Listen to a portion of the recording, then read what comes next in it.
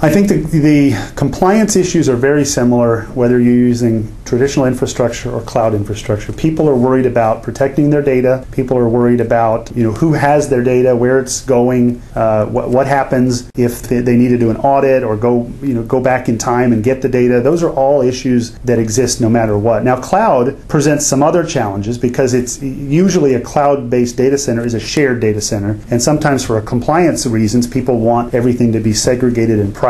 Sometimes for financial services companies, healthcare companies, people processing a lot of credit card transactions, they're really looking for a very private, isolated environment, and that's a little harder to come by in the cloud. Now, having said all that, there are people doing things in the cloud and standing up to certain compliance requirements. In the U.S., there's a thing called PCI compliance, which is the payment card industry. Those people are using the cloud for certain aspects of their environment, and then maybe using a third-party processor to do the credit card transaction. So they can still be a compliant merchant and not have any physical infrastructure as long as they're willing to sort of work with a third party. I think another thing that's going to happen over time is that the compliance regulations will start to adapt to the new reality of some cloud. So it's not as if the compliance regulations are static and everything else is moving. Everything has to be adapting and moving in response to the ever-changing world. I mean, these requirements didn't show up overnight, and they're not going to change overnight, but they are certainly going to change over time in response to how people want to do business. If the cloud is good for business, then we're going to have to figure out how to make it work with the regulations.